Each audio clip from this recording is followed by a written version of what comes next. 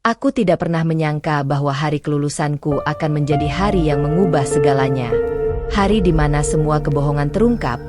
Hari di mana keluargaku harus menghadapi kenyataan pahit yang mereka ciptakan sendiri. Tapi sebelum aku menceritakan apa yang terjadi di hari wisuda itu, biarkan aku membawa kalian kembali ke awal, ke saat di mana semuanya dimulai. Namaku Sari, anak pertama dari keluarga sederhana di pinggiran Jakarta. Aku punya seorang adik perempuan bernama Dina, yang selalu menjadi kesayangan keluarga. Sejak kecil, aku sudah merasakan perbedaan perlakuan antara aku dan Dina.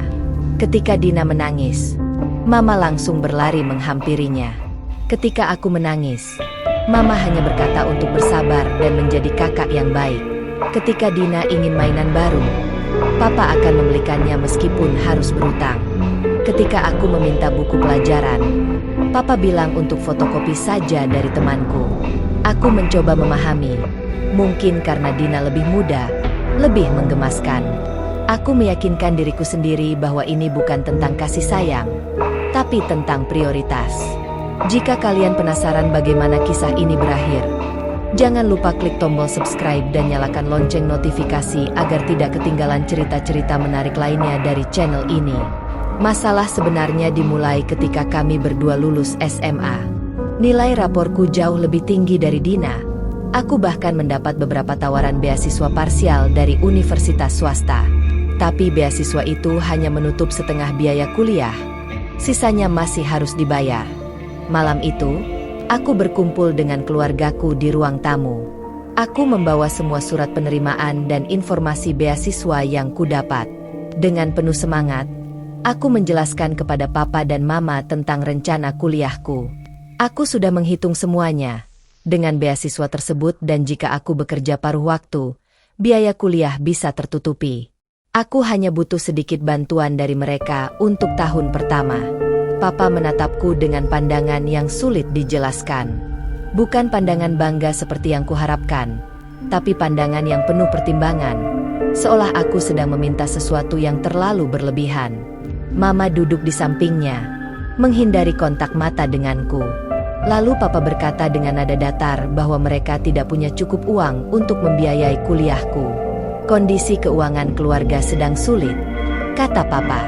Usaha kecil Papa tidak berjalan lancar, dan mereka harus memikirkan masa depan Dina juga. Aku mencoba tetap tenang, meskipun hatiku hancur. Aku menjelaskan bahwa aku sudah mendapat beasiswa setengah biaya.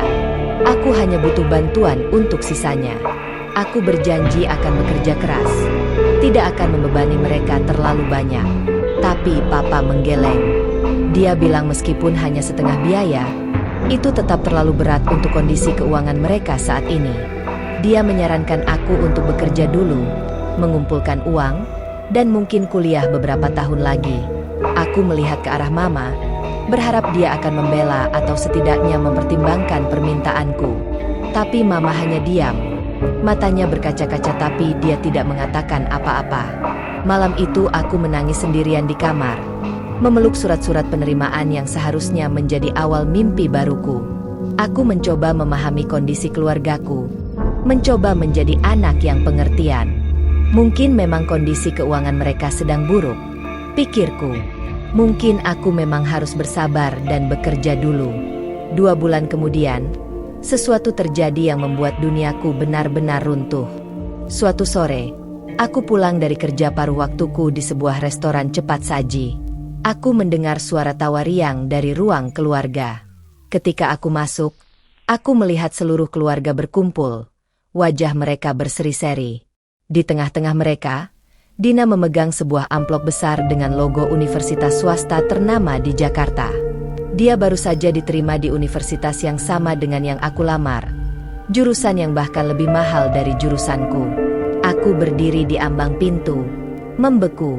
Mama memeluk Dina dengan erat. Air mata kebahagiaan mengalir di pipinya. Papa tersenyum lebar, bangga.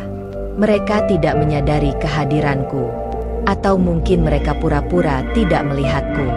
Dengan suara yang bergetar, aku bertanya apakah ini berarti Dina akan kuliah. Suasana mendadak hening. Mereka semua menoleh ke arahku. Papa membersihkan tenggorokannya, Kemudian dengan nada seolah ini hal yang paling wajar di dunia, dia menjelaskan bahwa mereka telah memikirkannya dengan matang. Dina lebih muda, nilainya cukup bagus, dan dia berhak mendapat kesempatan kuliah langsung tanpa harus menunda-nunda. Aku tidak bisa menahan lagi. Aku bertanya dengan suara keras. Kenapa Dina bisa kuliah tapi aku tidak? Kenapa ketika aku meminta bantuan untuk setengah biaya kuliah saja mereka bilang tidak punya uang? Tapi sekarang tiba-tiba bisa membiayai kuliah penuh untuk Dina. Papa mulai defensif, mengatakan bahwa kondisi usahanya sudah membaik. Dia mendapat klien baru yang lumayan besar. Tapi aku tahu itu bohong. Aku masih tinggal di rumah yang sama. Aku melihat kondisi keuangan keluarga setiap hari. Tidak ada perubahan signifikan dalam 2 bulan ini. Mama akhirnya berbicara. Suaranya lembut tapi kata-katanya seperti pisau yang menusuk hatiku. Dia bilang aku sudah dewasa. Aku lebih kuat dan lebih mandiri. Dina masih butuh bimbingan dan dukungan penuh. Mereka yakin aku bisa mengurus dirimu sendiri. Tapi Dina masih perlu bantuan mereka. Aku ingin marah, ingin berteriak. Tapi aku hanya bisa tertawa pahit. Jadi ini artinya aku dihukum karena mandiri? Aku diabaikan karena aku tidak cengeng seperti Dina? Malam itu, aku membuat keputusan yang mengubah hidupku. Aku tidak akan meminta apapun lagi dari keluargaku. Aku akan membuktikan bahwa aku bisa sukses dengan usahaku sendiri. Hari-hari berikutnya, aku bekerja dengan sangat keras. Aku mengambil 2 pekerjaan paruh waktu. Satu di restoran cepat saji dan satu lagi sebagai guru les privat. Setiap rupiah yang kukumpulkan kusimpan dengan ketat untuk biaya kuliahku. Aku hidup sangat hemat. Bahkan untuk makan aku sering hanya makan sekali sehari. Aku jarang di rumah. Pulang hanya untuk tidur dan segera pergi lagi pagi-pagi buta. Keluargaku sepertinya lega dengan ketidakhadiranku. Mereka bisa fokus sepenuhnya pada Dina tanpa harus merasa bersalah melihatku. Sementara itu, Dina menikmati kehidupan kampusnya dengan penuh keceriaan. Setiap hari ada saja cerita tentang teman-teman barunya, tentang dosen-dosennya, tentang kegiatan kampus yang menyenangkan. Papa dan Mama mendengarkan dengan antusias, tertawa bersama, bertanya ini itu. Aku hanya penonton di keluargaku sendiri. Ketika aku ada di rumah dan mereka berkumpul di ruang keluarga, aku merasa seperti orang asing yang kebetulan tinggal di tempat yang sama. Setahun berlalu dengan perjuangan yang luar biasa berat. Aku hampir menyerah berkali-kali. Ada malam-malam di mana aku menangis karena kelelahan, karena kesepian, karena merasa tidak adil. Tapi setiap kali aku hampir menyerah, aku mengingat tatapan mereka ketika mereka mengatakan tidak bisa membiayai kuliahku tapi kemudian membiayai Dina. Itu membuatku semakin termotivasi. Aku akan membuktikan sesuatu, bukan untuk mereka, tapi untuk diriku sendiri. Teman-teman, jika kalian merasakan emosi yang sama dengan Sari, jangan lupa tinggalkan komentar di bawah dan subscribe channel ini untuk mendukung kami terus menghadirkan cerita-cerita inspiratif seperti ini. Akhirnya, dengan tabungan yang kukumpulkan dan beasiswa penuh yang berhasil kudapatkan dari program beasiswa prestasi kerja untuk mahasiswa kurang mampu, aku bisa mendaftar kuliah. Ya, aku mendaftar sebagai mahasiswa kurang mampu, sesuatu yang sangat menyakitkan mengingat keluargaku sebenarnya mampu membiayai kuliah Dina dengan nyaman. Tapi bagiku, ini bukan tentang gengsi lagi. Ini tentang bertahan hidup dan meraih mimpi. Aku diterima di universitas negeri dengan jurusan akuntansi. Bukan universitas yang sama dengan Dina yang berkuliah di universitas swasta mahal. Tapi aku bangga dengan pencapaianku ini. Aku mendapatkannya dengan usahaku sendiri, tanpa meminta sepeser pun dari keluargaku. Ketika aku memberitahu keluargaku tentang penerimaan ini, reaksi mereka sangat dingin. Papa hanya mengangguk singkat, Mama tersenyum tipis, dan Dina bahkan tidak mengangkat wajahnya dari ponselnya. Tidak ada ucapan selamat yang tulus, tidak ada pelukan bangga. Seolah pencapaianku ini tidak berarti apa-apa. Hari pertama kuliah, aku berangkat sendiri naik angkutan umum. Sementara aku tahu Papa mengantarkan Dina dengan mobilnya di hari pertama kuliahnya dulu. Bahkan Mama ikut menemani dan mereka makan siang bersama di restoran untuk merayakannya. Untukku, Tidak ada apa-apa. Aku berangkat sendiri, membawa tas punggung lusuh yang sudah kupakai sejak SMA, dengan bekal nasi bungkus yang kubuat sendiri pagi-pagi sekali. Tapi aku tidak membiarkan ini membuatku terpuruk. Justru ini membuatku semakin fokus dan termotivasi. Aku kuliah dengan sangat serius. Setiap mata kuliah aku ikuti dengan penuh perhatian. Setiap tugasku kerjakan dengan maksimal. Aku tahu aku tidak punya jaring pengaman seperti mahasiswa lain yang bisa santai-santai karena keluarga mereka siap mendukung apapun yang terjadi. Bagiku, kegagalan bukan pilihan. Beasiswa ini adalah satu-satunya kesempatanku, dan aku harus mempertahankannya dengan IPK minimal yang cukup tinggi. Selain kuliah, aku tetap bekerja paruh waktu. Jadwalku sangat padat, kuliah dari pagi sampai siang, lalu langsung kerja dari sore sampai malam. Aku hampir tidak punya waktu untuk bersosialisasi, tidak punya waktu untuk bersenang-senang seperti mahasiswa lain. Teman-teman sekelasku sering mengajakku hangout atau sekadar makan bersama, tapi aku hampir selalu menolak karena harus kerja. Lama-kelamaan, mereka berhenti mengajak. Aku menjadi mahasiswa yang dikenal pendiam, selalu sendiri, tapi memiliki prestasi akademik yang sangat baik.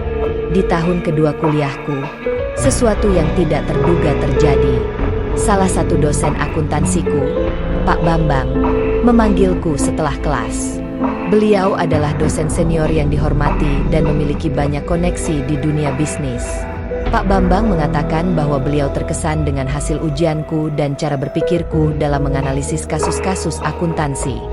Beliau menawarkan kesempatan untuk magang di salah satu kantor akuntan publik yang bekerja sama dengan kampus. Ini adalah kesempatan emas yang biasanya hanya ditawarkan kepada mahasiswa tingkat akhir dengan koneksi keluarga yang kuat.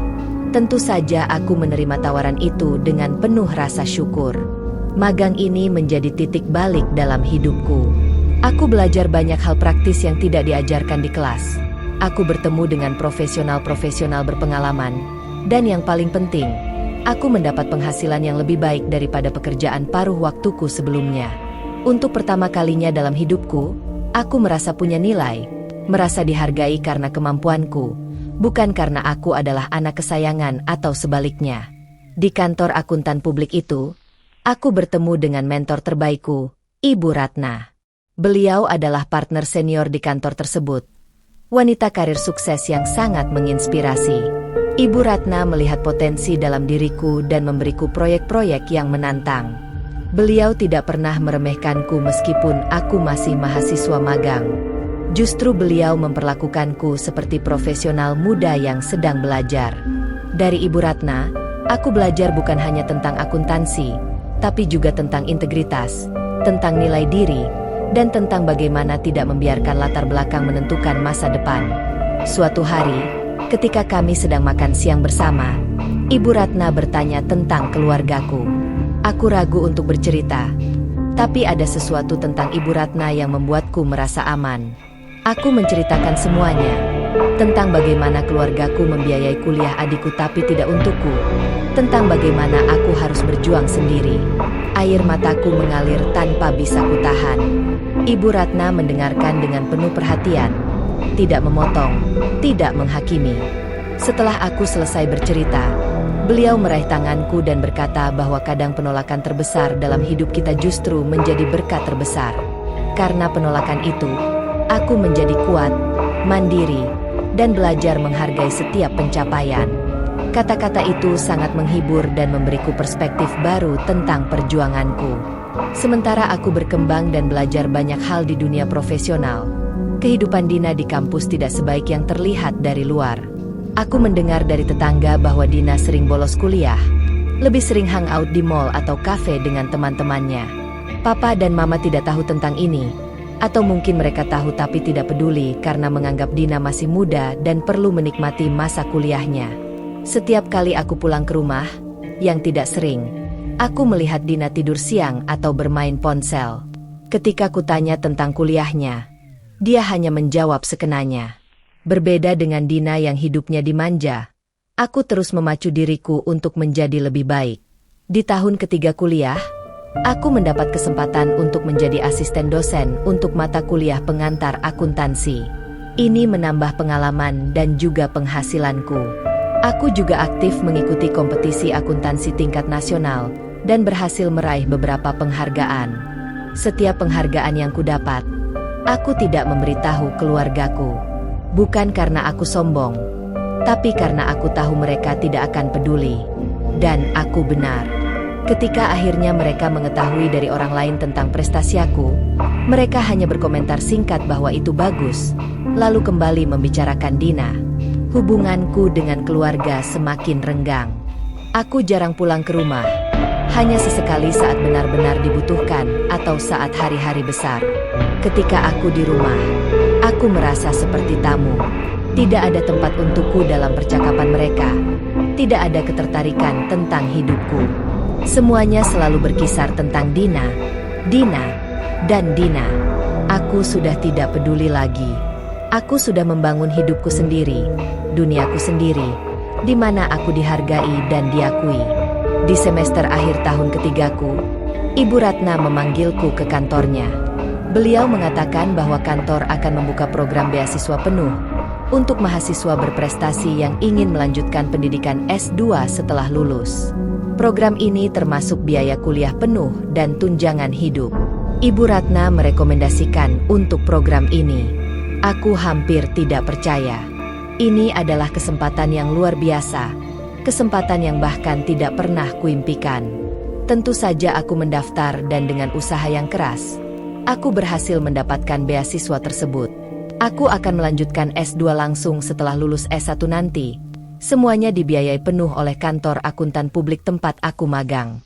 Sebagai imbalannya, aku harus bekerja di kantor tersebut selama 5 tahun setelah menyelesaikan S2.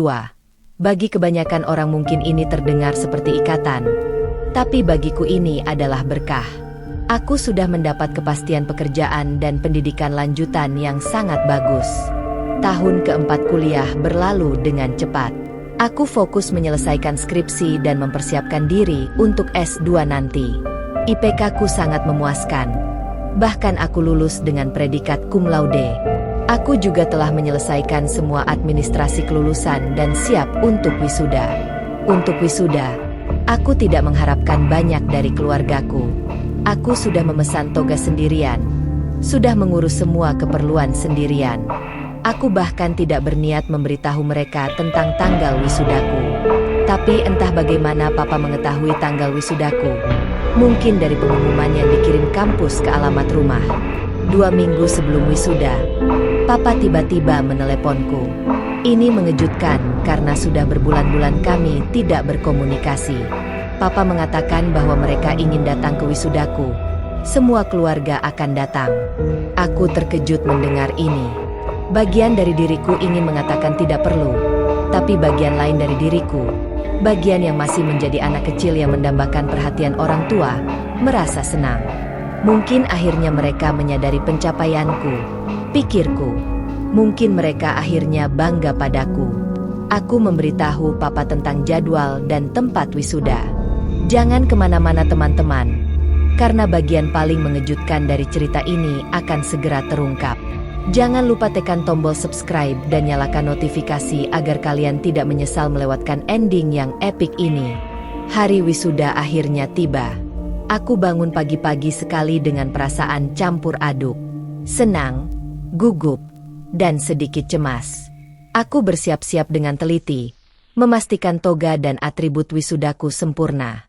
Aku berangkat sendiri ke kampus menggunakan taksi online. Sesampainya di kampus, suasana sangat meriah. Para wisudawan berkumpul dengan keluarga mereka, berfoto-foto, tertawa bahagia. Aku berdiri sendirian di kerumunan, menunggu keluargaku datang. 1 jam sebelum acara dimulai, aku melihat papa, mama, dan Dina tiba. Mereka berpakaian rapi. Mama bahkan membawa buket bunga. Hatiku menghangat melihat mereka. Mungkin ini adalah awal yang baru untuk hubungan kami, pikirku. Aku melambaikan tangan dan berlari kecil menghampiri mereka. Tapi yang terjadi selanjutnya membuat langkahku terhenti. Mereka tidak tersenyum padaku. Wajah mereka terlihat tegang, bahkan agak pucat. Papa dan mama tampak gelisah. Mata mereka menyapu sekeliling seolah mencari sesuatu. Ketika aku sampai di hadapan mereka, yang pertama kali Papa katakan bukanlah selamat, bukan betapa bangganya dia, tapi pertanyaan yang membuat jantungku berhenti sejenak. Papa bertanya dengan suara rendah, apakah benar aku mendapat beasiswa S2 penuh dari kantor akuntan publik besar? Aku terkejut. Bagaimana Papa tahu tentang ini? Aku belum pernah memberitahu keluargaku tentang beasiswa S2-ku.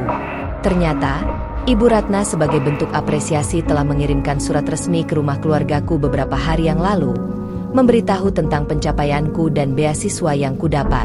Surat itu juga menyebutkan bahwa setelah menyelesaikan S2 nanti, aku akan langsung menjadi junior auditor di kantor mereka dengan gaji yang sangat kompetitif. Aku mengangguk menjawab pertanyaan Papa. Ya, itu semua benar. Papa dan Mama saling berpandangan. Kemudian Mama tersenyum, tapi senyumnya tidak sampai ke mata. Dia memelukku dan mengatakan betapa bangganya dia. Tapi aku bisa merasakan kepalsuan dalam pelukannya. Ini bukan pelukan tulus seorang ibu yang bangga pada pencapaian anaknya. Ini adalah pelukan yang penuh dengan agenda tersembunyi. Acara wisuda dimulai. Satu persatu nama wisudawan dipanggil. Ketika namaku dipanggil dengan predikat cum laude, aku naik ke panggung dengan perasaan yang aneh. Aku bahagia dengan pencapaianku. Tapi kehadiran keluargaku yang tiba-tiba dan pertanyaan Papa membuat segalanya terasa tidak sempurna. Aku menerima ijazahku, berfoto dengan rektor, dan turun dari panggung. Tepuk tangan meriah terdengar. Tapi aku tidak mencari wajah keluargaku di antara penonton. Aku tahu mereka tidak tepuk tangan karena bangga. Mereka ada di sini karena ada kepentingan. Setelah acara wisuda selesai, keluargaku mengajakku makan siang di restoran. Selama perjalanan, mereka sangat perhatian, bertanya tentang kuliahku, tentang prestasiku. Semua perhatian yang tidak pernah aku dapat selama 4 tahun ini tiba-tiba dicurahkan dalam 1 hari. Aku tahu ada sesuatu yang tidak beres. Dan aku benar. Di restoran, setelah kami memesan makanan, Papa mulai berbicara. Dia mengatakan betapa bangganya mereka pada pencapaianku. Dia mengatakan bahwa mereka sebenarnya selalu memperhatikanku, selalu peduli, hanya saja mereka tidak pandai mengekspresikannya. Mama mengangguk setuju, menambahkan bahwa mereka tahu aku anak yang kuat dan mandiri, makanya mereka tidak terlalu khawatir tentangku. Semua kata-kata manis ini terasa sangat asing di telingaku. Aku hanya mendengarkan tanpa berkomentar, menunggu apa tujuan sebenarnya dari drama ini. Kemudian sampailah pada inti pembicaraan. Papa berkata bahwa Dina sekarang sudah tahun keempat kuliah, dan ternyata kondisi akademiknya tidak terlalu baik. Dia sudah mengulang beberapa mata kuliah, dan kemungkinan besar akan membutuhkan 1 tahun tambahan untuk bisa lulus. Biaya kuliah tambahan ini tidak murah, dan kondisi keuangan mereka sedang sulit. Papa lalu menatapku dengan pandangan yang penuh harap. Dia mengatakan bahwa karena aku sekarang sudah punya masa depan yang cerah, sudah dapat beasiswa S2 dan jaminan pekerjaan yang bagus, mungkin aku bisa membantu membiayai kuliah Dina untuk tahun tambahan ini. Aku terdiam, seolah dunia berhenti berputar. Jadi ini alasannya. Jadi ini mengapa mereka tiba-tiba datang ke wisudaku, mengapa mereka tiba-tiba perhatian, mengapa mereka tiba-tiba peduli. Bukan karena mereka bangga padaku, bukan karena mereka menghargai perjuanganku, tapi karena mereka butuh uangku. Mereka butuh bantuanku untuk Dina. Seperti biasa, Mama menambahkan dengan suara lembut bahwa ini untuk kebaikan adikku. Dia bilang sebagai kakak yang baik, aku seharusnya membantu Dina. Lagi pula, kata Mama, berkat Dina aku jadi termotivasi untuk bekerja keras dan akhirnya sukses. Jadi seharusnya aku berterima kasih pada Dina. Kata-kata Mama itu seperti tamparan keras di wajahku. Berterima kasih pada Dina? Berterima kasih karena diperlakukan tidak adil? Berterima kasih karena diabaikan dan ditolak? Dina yang dari tadi diam, tiba-tiba angkat bicara. Dengan nada yang terdengar memelas, dia bilang bahwa dia menyesal sudah tidak fokus kuliah. Dia berjanji akan lebih serius tahun depan. Dia bilang dia butuh kesempatan 1 tahun lagi untuk memperbaiki semuanya.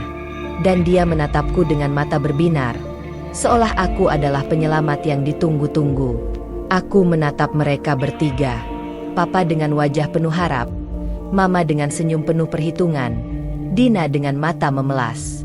Keluargaku.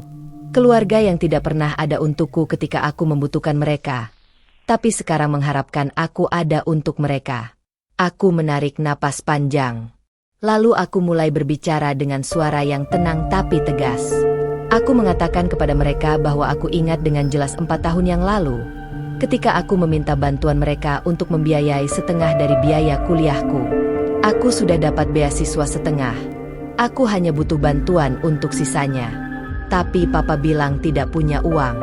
Aku mengingat dengan jelas bagaimana hanya 2 bulan setelah itu, mereka tiba-tiba punya uang untuk membiayai kuliah penuh Dina di universitas swasta yang jauh lebih mahal. Aku mengingat dengan jelas bagaimana mereka bilang kondisi keuangan sedang sulit, tapi ternyata tidak terlalu sulit untuk Dina. Wajah Papa mulai memucat. Mama mencoba memotong, mencoba memberi alasan, tapi aku melanjutkan. Aku mengatakan bahwa ketika aku membutuhkan dukungan, mereka tidak ada. Ketika aku berjuang sendirian, bekerja 2 pekerjaan sambil kuliah, makan seadanya, mereka tidak peduli. Ketika aku sakit karena kelelahan dan harus dirawat di UKS kampus, tidak ada satupun dari mereka yang datang menjenguk. Ketika aku menang kompetisi dan mendapat penghargaan, mereka bahkan tidak tahu dan tidak peduli. Tapi sekarang, ketika mereka butuh uangku, tiba-tiba mereka ingat punya anak bernama Sari. Mama mulai menangis, mengatakan bahwa aku tidak adil, bahwa mereka tetap orang tuaku, bahwa aku seharusnya menghormati mereka. Aku tersenyum pahit. Aku mengatakan bahwa hormat itu harus 2 arah. Ya, mereka orang tuaku secara biologis. Tapi di mana mereka ketika aku butuh orang tua? Di mana mereka ketika aku berjuang sendiri?